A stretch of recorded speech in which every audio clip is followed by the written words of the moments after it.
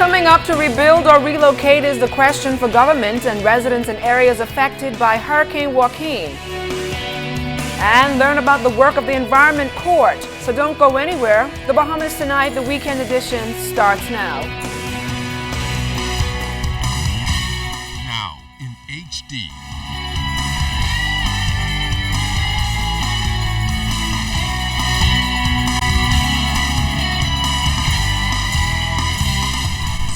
Network presents The Bahamas Tonight. This portion of the news brought to you by BTC Every Day. Good evening, everyone. I'm LaDawn Davis. Thanks so much for tuning in. Topping the news tonight, the relocation of homes, roads, and other capital works is something that government continues to consider as rebuilding efforts continue in the islands impacted by last year's Hurricane Joaquin. Michael MP, the Honorable V. Alfred Gray, recently discussed the issues with our Genea Noel-Ferguson. It's been 5 months since Hurricane Joaquin left its footprint in islands in the southern and central Bahamas, destroying homes and businesses. Many were also forced to relocate. According to Agriculture and Marine Resources Minister and Michael MP V. Alfred Gray, rebuilding efforts have been slow. That's due to the lack of material and labor. Another major issue has been whether or not homes will be rebuilt in the same low-lying areas severely damaged. I think the government has an obligation to suggest to people that if you're going to rebuild, you should build on higher grounds, which is a sensible thing to do. But the decision is always left to the individual. And as far as I'm concerned, there are some people who have moved to higher ground and are building on higher grounds. There are some people who are rebuilding where their homes were, because perhaps that's of sentimental and emotional value to them. But the government has no intention to force people to do anything against their will. Now, rebuilding roads in the same areas that were damaged also a concern. During a communication in Parliament last year, Prime Minister Perry Christie noted that it would cost millions more to elevate and move roads. Where it is possible and practical to move the roads further inland, I'm sure the government and its engineers will do that. But to say that every road that was damaged will be moved to further inland, that's not even practical, because the moving of roads costs a whole lot of money, and engineering for road building is very, very costly. And I think the government is seeking to rebuild rather than remove. There has also been an ongoing criticism about certain islands impacted receiving more help than others in the rebuilding efforts. Gray refuted those claims and said the government is working to ensure that the quality of life is improved for all. Ackland's people are going to get all the help. Crooked Island people are going to get all the help they need. Long Island people are going to get all the help. San Salvador, Rumkey, we're going to do it as best we can. And I guarantee you, the people who are talking will not lift a hand to help these poor people. Most of them did not give $1 towards the Hurricane Relief Fund. And if you ask them and they were able to answer you honestly, they will tell you they give nothing. All they want to do is stand by and criticize. That's not going to stop us from doing what we believe is the right thing as fast as we can for as many as we can. Genea Noel-Ferguson, ZNS Network News.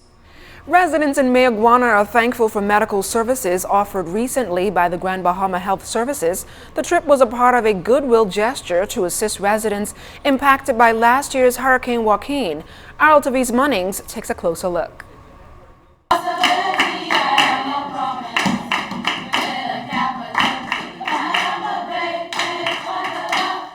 Students of Mayaguana's Abrahams Bay High School were very eager to learn more about the importance of maintaining a healthy lifestyle.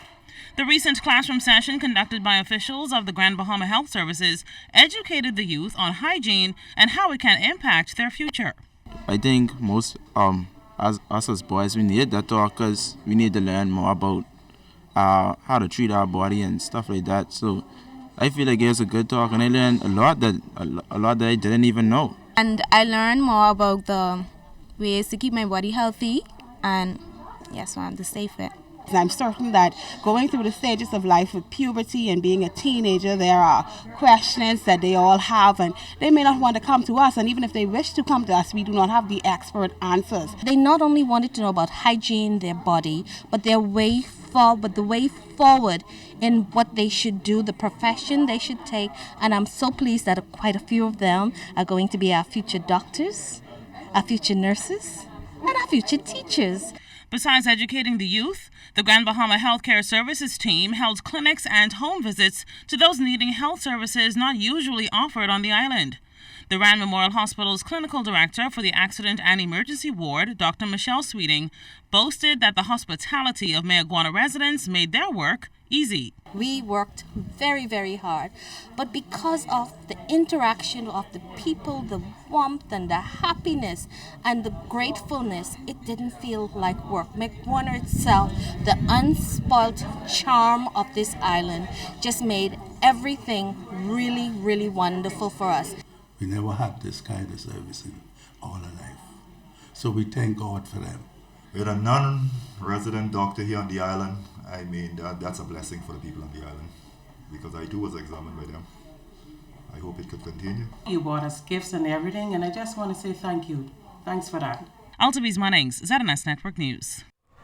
In a matter of weeks, the Department of Environmental Health will team up with the Office of the Attorney General to strictly enforce the environmental laws by prosecuting persons caught illegally dumping across this country. We recently sat down with the Assistant Director of Environmental Health to get a breakdown on the process and also about the various infractions by lawbreakers. You'll be able to see and hear persons being going before the courts. And the law, persons can be fined up to $5,000. Assistant Director at the Department of Environmental Health Services, Andrew Thompson, says hundreds have been served with a public health order to appear in court for infractions either around their businesses or homes, but the majority of them have not complied. He says a heavy backlog in cases drove the department to plead its case to the AG's office as a way to crack down on persons who continue to disobey the law.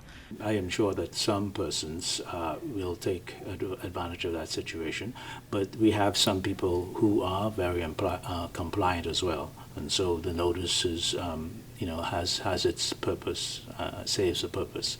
But like I say again, we have been advised that we will be able to go forward in terms of the prosecution very shortly.